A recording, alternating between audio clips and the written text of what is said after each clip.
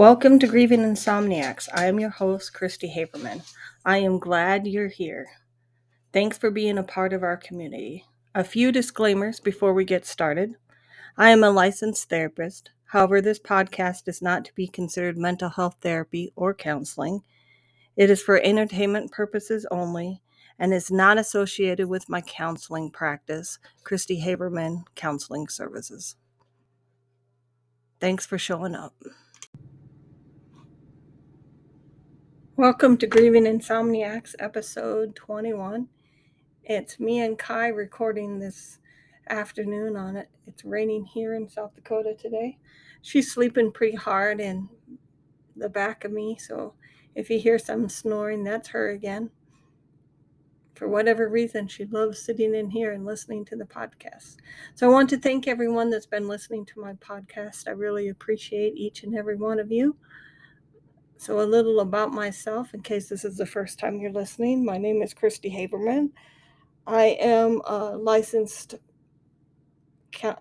professional counselor. However, this podcast is a hobby of mine. It's not therapy. It's just my thoughts and beliefs about what it's like to be a grieving mother.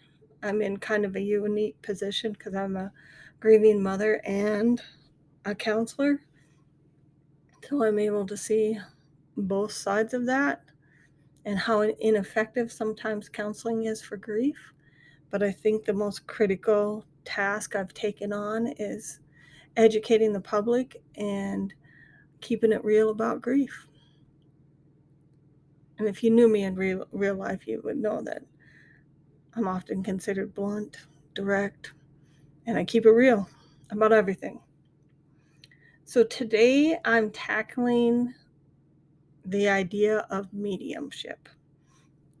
So in my previous episode, I talked about the spiritual crisis that occurs when you lose a child.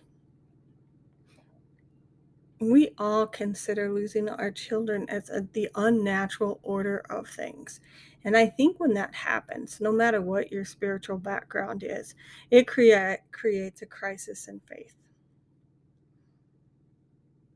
And in some of the support groups that I go to, there is considerable talk about mediumship and whether mediumship is appropriate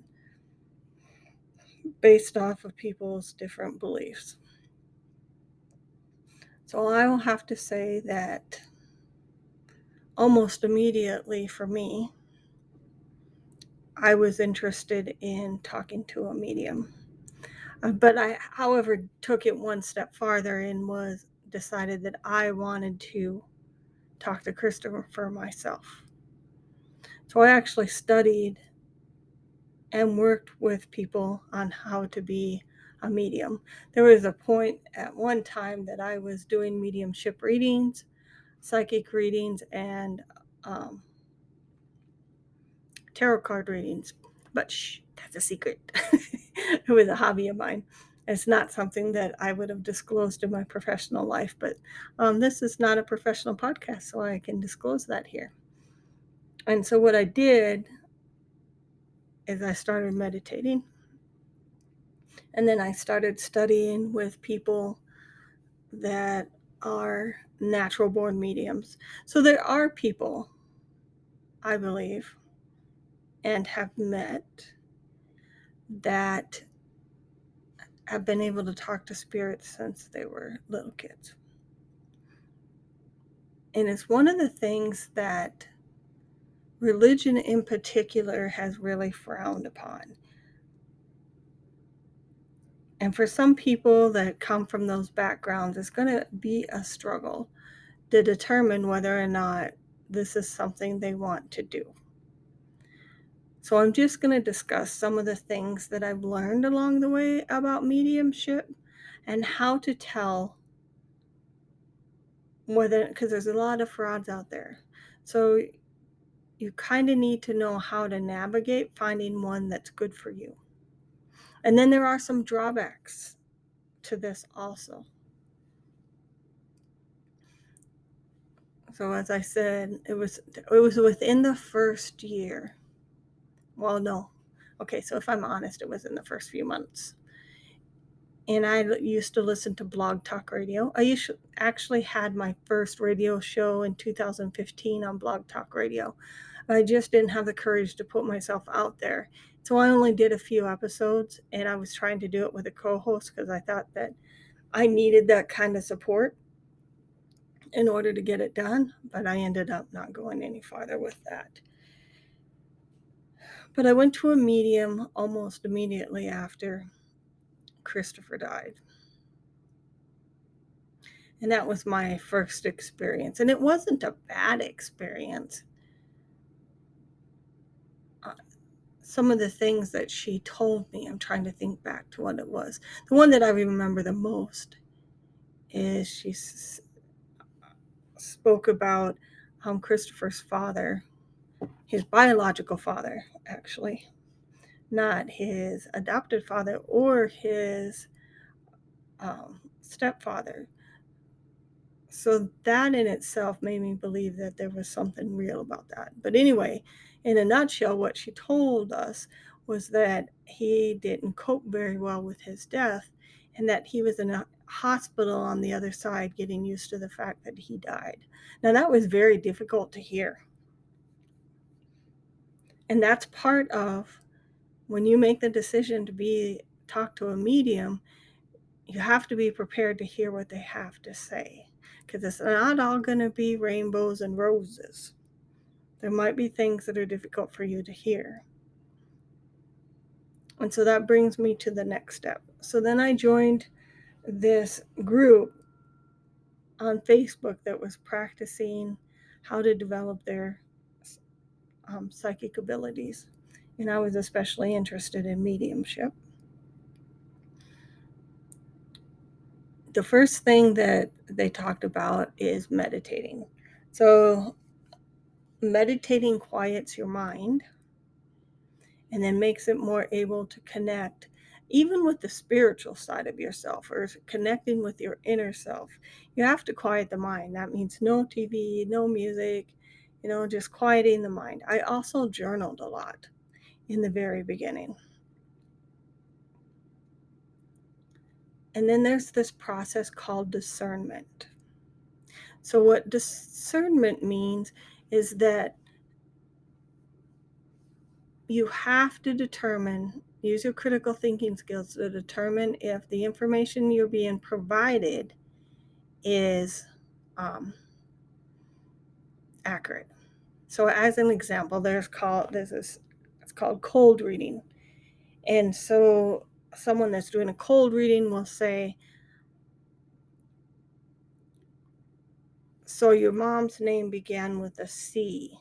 And then they're waiting for you to provide the information. Someone that's a medium will tell you, okay, so I'm going to give you all of this information, everything that they use their senses. Sometimes they have feelings, sometimes their thoughts, sometimes their drawings. And so they'll say, I'm going to use all of this information and I am going to provide it to you. And then at the end, you can tell me whether or not that is accurate. And so what you're looking for is for that person to provide you information that there was no way that they could have possibly known it. So an example and I read this in one of the books, I think it was Mary Ann Wilkinson. I think that was her name. Anyway, she was doing a reading for someone, and the person she was doing the reading for told her grandfather in prayer, so if the medium talks to me about your nose, then I will know that it is you, because he has a very prominent nose. So during the reading, the psychic says, so I have an older man here with me that has a very prominent nose. And then she's like, oh my God, that's my grandfather. So it's that kind of information. And then I have another example. I had joined a couple of groups where they're learning to use their psychic abilities, and then they practice doing readings on each other back and forth. And this guy was practicing for me, and he says, it's the strangest thing. I keep seeing little yellow ducks. And when I packed up my son's house, what I found in his bathroom were all these little ducks that he had used to play with his daughter with. There's no way, and I hadn't talked about that with anybody. Like, I was newly grieving. I don't even know if I had talked to anyone about that. But here he knew about the little yellow ducks. And then afterwards, he looked at my profile where I had a picture of Chris, and he goes, "Oh, he looks just like him." So he knew what he looked like. And so that's how I knew that the information that I was getting from him was actually accurate. So now if someone gives you information like, some examples are, so your son says that he really loves you and he misses you and he wishes he was there. Well, that's just generic. That's not specific information that can prove to you that they're actually communicating with your deceased loved one. But also going into this, you also have to go into it with the belief that they can. Because so there's a certain amount of trust that goes into this process, but then there's a certain amount of distrust that goes into this process. And I really believe, as I was going into this, I met many gifted mediums in this group that I was in. One of the things that we would do for practice is missing persons. And if there was someone missing, we'd put down all of the information and then see how accurate we were as far as when they found the person. And I had two really good friends, Crystal and Kaylee. If you're out there listening, you guys are so gifted. It's just amazing. And they were able to, between the two of them, put together enough information. And when that person was found, they was found right where they said they were. So that is the process of discernment. And the other thing is you have to go into it with an open mind. You can't be looking for specific information because it may be that person doesn't want, can't give you the information that you're looking for, doesn't want to give you the information that you're looking for. The other thing that you have to be careful of is if you go into a mediumship reading and someone says that you have evil spirits attached to you and you need to buy this specific thing. That happens a lot too. So you got to be careful of that. Because on the other side, and I've been around a lot of mediums, on the other side, it's all about love and it's all about joy and it's all about positivity, and it's not negative. And some people will abuse your desire to connect with your loved one that way and convince you that you somehow need to do something, which always involves money, to reach your loved one. I mean, you do have to pay for the reading, but these are the people that say you have an evil person attached to you. You need to do this. You need to do that. Yeah, you got to be careful of that.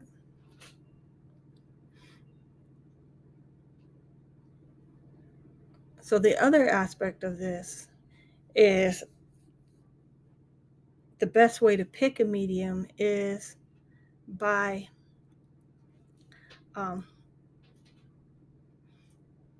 reputation. I was trying to think of the word. I'm having trouble thinking at the moment. So yeah, by reputation. So you want to talk to someone that has used someone, that recommends someone, and just be very careful that they don't do the cold calling.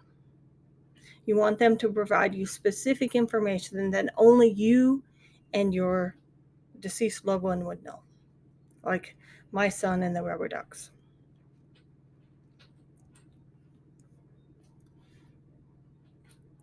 So I've gone to different readings psychic readings over the years. But there's also a negative side to this. And I talked about it on one of the other episodes, but I want to bring it up here. I had gone to a psychic medium. She actually had a podcast. I've been listening to her podcast. I'm not going to say who it was. And I really enjoyed what she was saying. And she seemed to be spot on with what she was doing on her podcast. So I wanted to go to her for a psychic reading. So I booked my appointment. There was a problem. She didn't show up. And it was determined that that was a mistake. But that should have been a sign for me. Really, it should have been a sign. I believe in signs from Christopher, but I didn't take the signs from the universe and say, okay, this is not a good idea. But I did it anyway. And this lady says to me, she says, your son says that you call on him too much. Because she said, so what do you do to remember him? Like, I think about him every day. I hear a song on the radio. I talk to him every day. Like, different things trigger. I look at his pictures. It brings back memories. And I'm just like so attached to that. So when she says, your son says that maybe you could only contact him twice a year, I was devastated. I was absolutely devastated, because one of the major ways that I have been able to cope with the loss of my son is still maintaining that connection with him. It's like, for my own mental health and well-being, I have to believe that I still have that connection with him. It's one of the things that I believe is critical for me. You don't heal from losing a child, but coping with losing a child. So as she says that to me, my stomach drops. And it's right around Thanksgiving time and Christmas time. And one of the reasons why I had reached out to her was because I had had a dream about Christopher. And in my dream, he was really mad at me. So Christopher, the year before he died, I don't think he was in a relationship, like girlfriend, boyfriend, whatever it was. But he had gotten a girl pregnant. And it was I'm pretty sure it was a late-term miscarriage. And I tried to talk to him about it, and he was just like, I don't want to talk about it. Don't want to talk about it. So I never pushed him about it. Thinking that I'm respecting his boundaries. But in this dream, he says to me, I wasn't there for him when his child died. And I wasn't physically there for him. That is correct. I would have been there emotionally if he had let me in. Now, having lost my own child, I can kind of understand what he was going through. But at the time, I just respected his boundaries. So he says to me in my dream. And I carried that around with me for days, because I was like, how was I not there for him when he told me he didn't want to talk about it? So I went to this medium with the intention of asking that question. And that's when she provided me the information that he says that maybe only contact him twice a year. Like on his birthday and Christmas. After that, you really shouldn't be contacting him.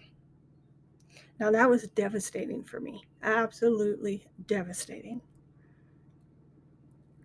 And I also realized she could be wrong. But my mind didn't go there. So she's only human. She can misinterpret the information that she is giving. I don't even remember what else she said, honestly. I just remember that. And I was devastated. And you grieving mothers know what Christmas and Thanksgiving are like. I was already depressed. I didn't sleep at night. It was probably a good 2 weeks. And then one night I have a 30-minute drive in the morning to work. And I just had a conversation with Christopher and told him, hey, I have to be able to feel that connection with you. It's a major part of my coping, and you don't get to take that away from me, and I need it. So if the issue is every time I think of you, you feel like you have to come to me, then I will. If I need you, I will ask you to come to me. I will not. Otherwise don't come. So that night, maybe it was a couple of nights later, I don't remember for sure. But you get to, and I was sleeping, trying to sleep, and I couldn't sleep because I still had been so upset about this. It's kind of like in that twilight zone when you're almost asleep. And I just have this thought that he said he was really hurt because I believed her. I didn't even question for a second that she was wrong. So I don't, that last experience with mediumship was not a pleasant experience. So, she hadn't come, I violated all my own rules. She hadn't come recommended.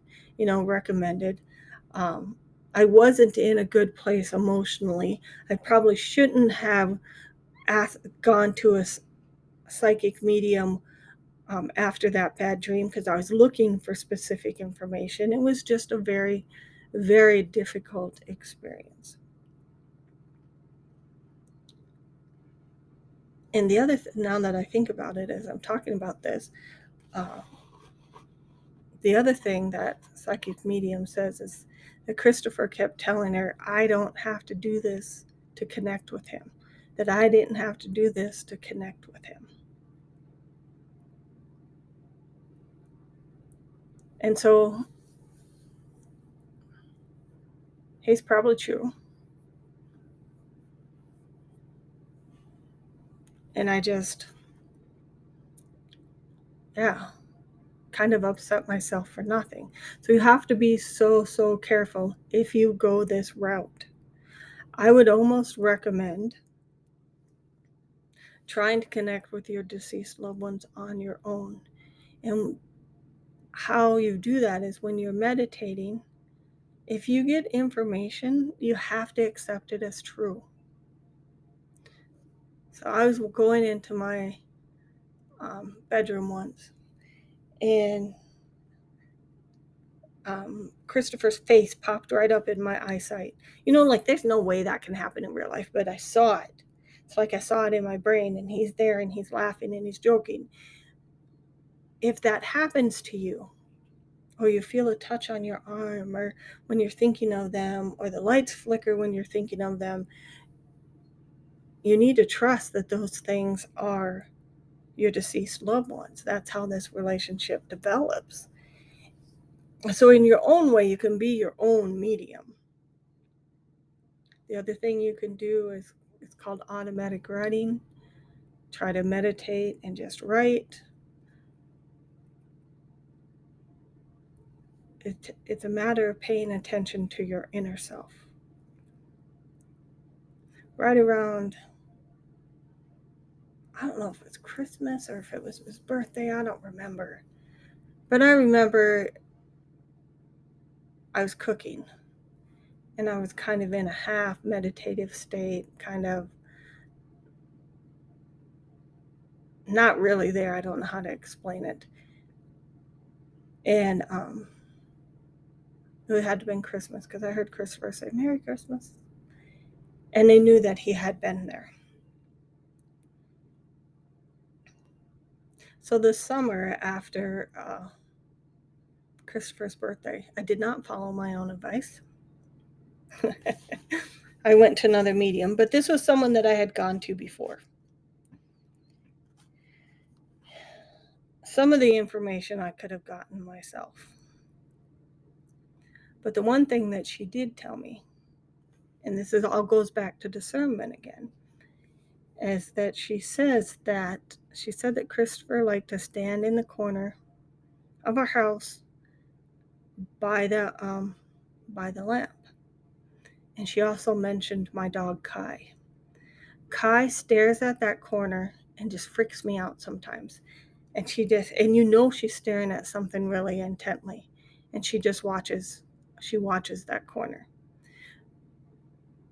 So there's no way that person lives in another time zone. I don't talk about that on Facebook. And we are Facebook friends, but I really don't think she's paying that much attention to what I write, because I don't write very much. And so that right there is discernment. That was information that nobody else could have had, except for me, my best friend, and my husband, because we all have seen the dog watch the corner of the room. And the other thing she told me to watch out for is the lights flicker. And I have noticed that when I talk about Christopher and I see the lights flicker, I know that he's around. And, we find that comforting. We find that that's okay. And so I'm just saying that if you decide to go the mediumship route, to be really careful. Use discernment. Make sure they tell you information that you didn't otherwise, they couldn't have known any other way. Go by reputation. If they tell you something negative, don't believe it, because it's not necessarily true, because some of the things they do are up to misinterpretation. And do not go when you're feeling vulnerable. Do not go when you're feeling vulnerable.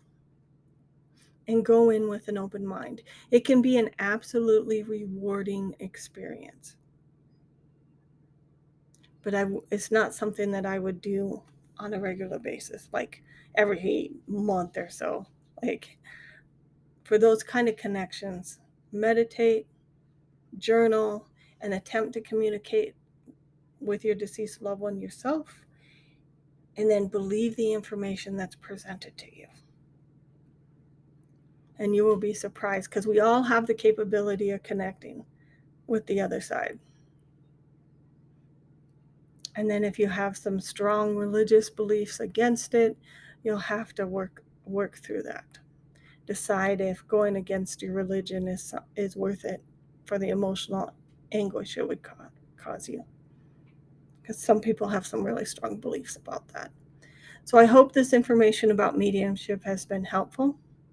Thank you for listening. This is Christy Haberman and Kai snoring away in the background, signing off. Please like and subscribe on Apple, Spotify.